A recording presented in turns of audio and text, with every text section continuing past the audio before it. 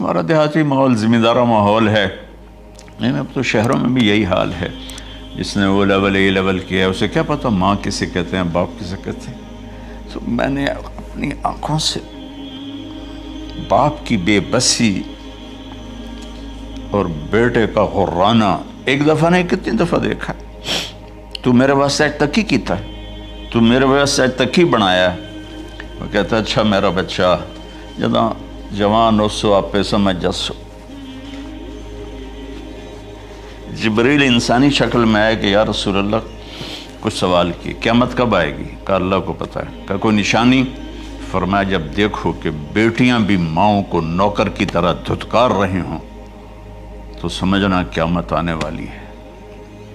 کچھ عرصہ پہلے ایک بچی اور ماں، تو ماں کچھ بات کر رہی تھی اور بیٹی کہہ رہی تھی بھوک نہیں بھوک نہیں، اور اس کی ماں کے خون سے بھرے ہوئے آنسو بہہ رہے تھے اور اس کی ہچکیاں لگ رہی تھی کہ یہ وہ ہے جس کو میں نے اپنے پیٹ سے جنا اور اپنی چھاتی کا دودھ پلاتے پلاتے پلاتے میں نے کتنی تکلیفیں برداشت کی،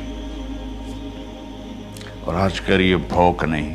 کہ ایک بدو آیا صحابی کا، یا رسول اللہ میرا باپ مجھ سے پوچھے بغیر میرے مال کو خرچ کر دیتا ہے۔ آپ نے فرمایا بلاؤ گئی۔ جب اسے پتہ چلا کہ میرے بچے نے میری شکایت کی ہے تو اسے بڑا دکھ ہوا، تو اس نے دل ہی دل میں چند اشعار پڑھے، زبان پہ ادا نہیں دل میں آئے۔ تو جب وہ مسجد میں انٹر رہا تو جبریل پہلے آئے بیٹھے تھے کہ یا رسول اللہ فرما رہے ہیں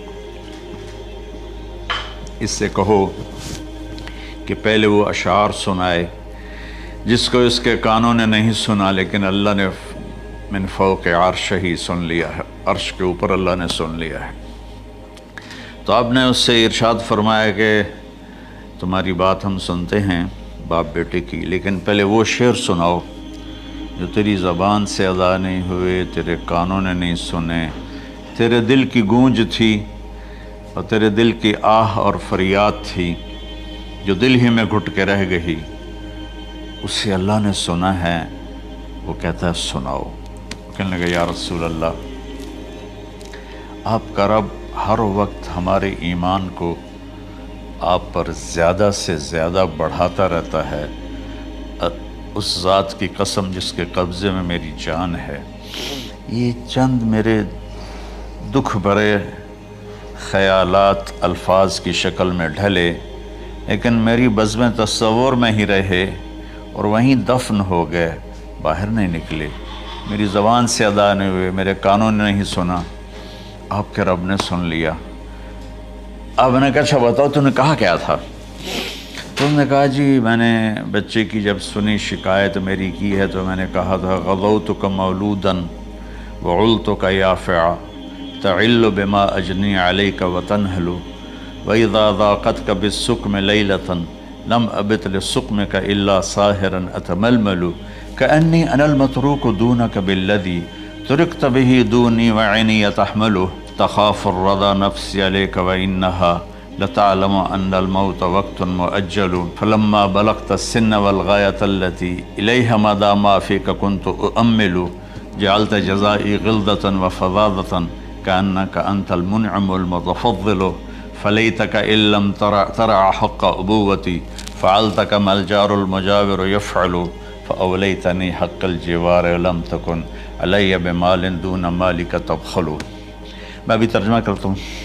اس کا میرے نبی پر کیا اثر ہوا کہ آپ کے ٹپ ٹپ آنسو گر رہے تھے اور آپ کی داڑھی آپ کے آنسوں سے تر ہو رہی تھی۔ یہ اتنا فصیح کلام ہے کہ عربوں کو بھی پسینہ آ جائے گا ترجمہ کرنے کے لیے، تو میں تو عربی نہیں ہوں، لیکن یہ فخر تو حاصل ہے، بھلے ہیں یا برے ہیں دو چار قدم ہم بھی تیرے ساتھ چلے ہیں۔ کچھ عرصہ اہل علم کی محفلوں میں بیٹھے، کچھ زبان کی شناسائی ہوئی، تو میں اپنی کم مائگی کے ساتھ اس کا ترجمہ کروں گا۔ وہ کہتا ہے غزوتک مولودا وعلتک یافعا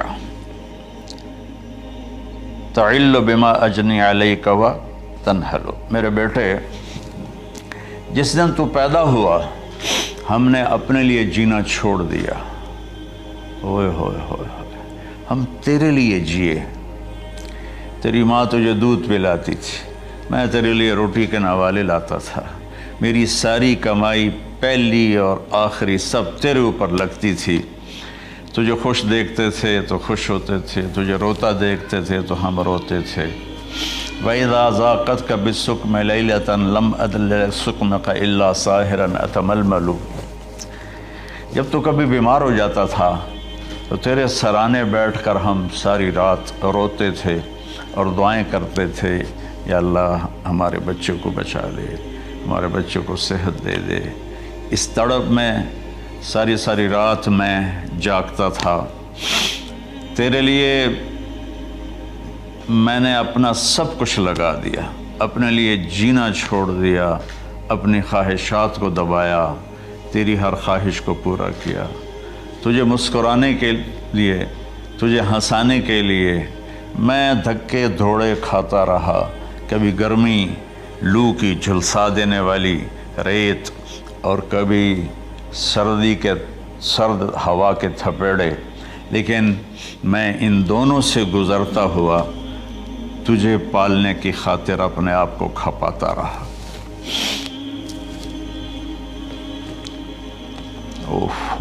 فلما بلغت السن والغایۃ التی الیہ مدی ما فیک کنت اؤمل۔ بیٹا میں نے اپنے ہڈیوں کا رس بھی تیرے اندر ڈال دیا، صرف کمائی نہیں، میں نے اپنے ہڈیوں کا رس تیرے اندر ڈالا، میں نے جو کچھ تھا تیرے اوپر قربان کیا۔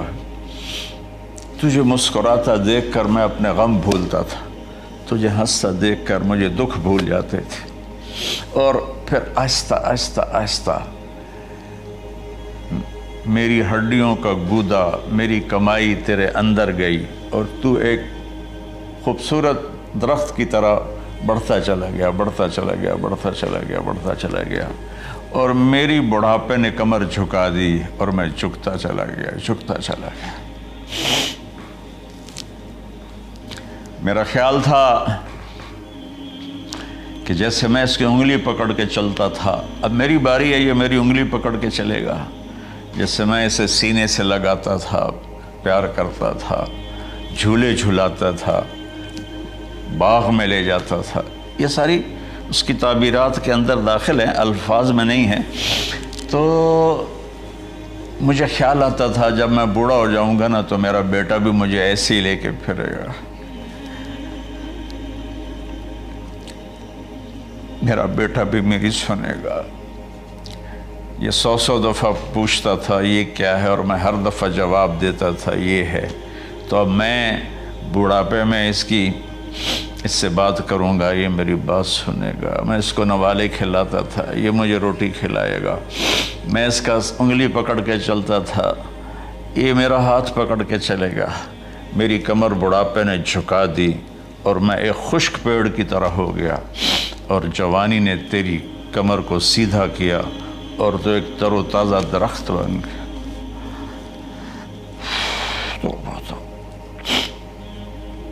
تو مجھے خیال آیا کہ میں نے 20 سال اس بچے کو پالا ہے، ابھی اپنی ماں اور باپ کو دیکھے گا، لیکن ایک دم اچانک کیا ہوا؟ فلما بلغت السن والغایۃ التی الیہا مدی ما فیک کنت اؤمل۔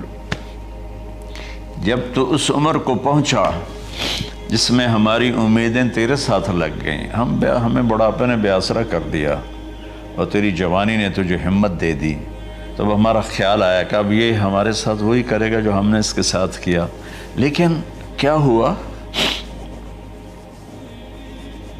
جعلت جزائی غلظۃ وفظاظۃ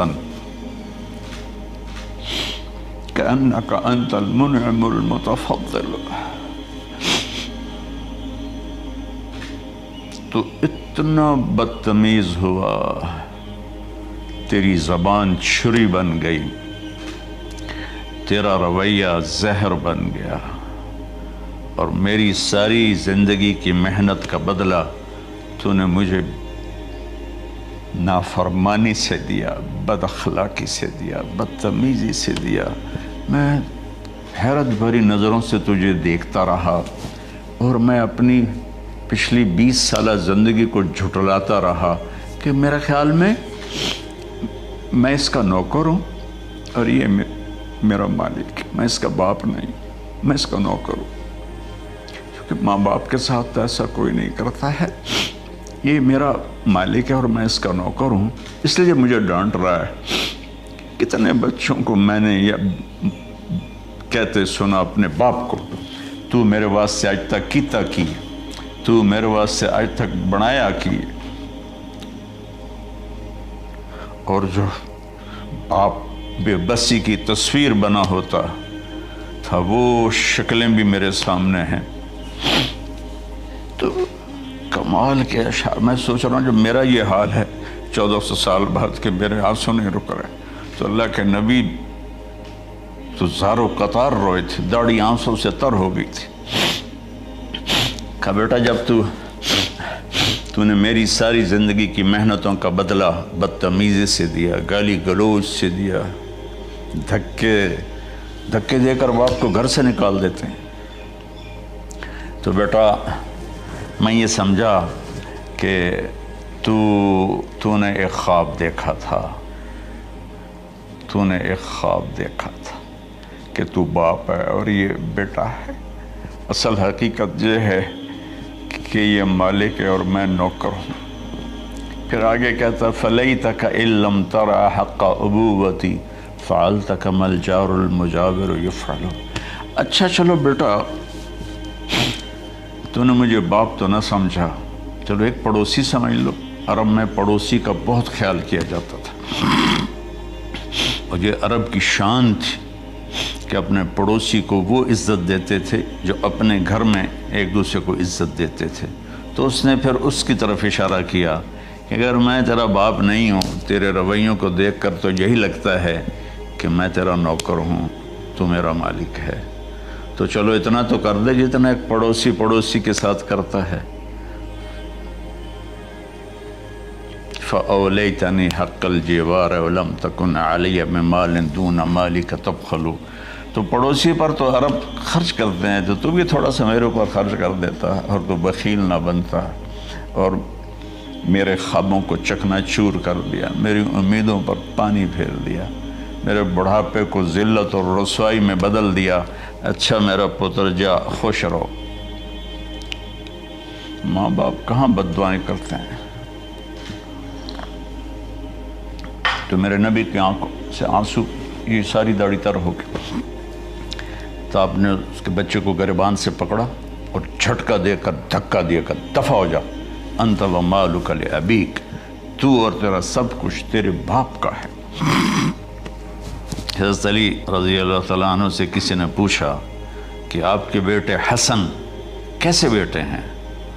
کہا حسن میرا وہ بیٹا ہے کہ جب میں چلتا ہوں تو میرے آگے نہیں چلتا، میرے پیچھے چلتا ہے۔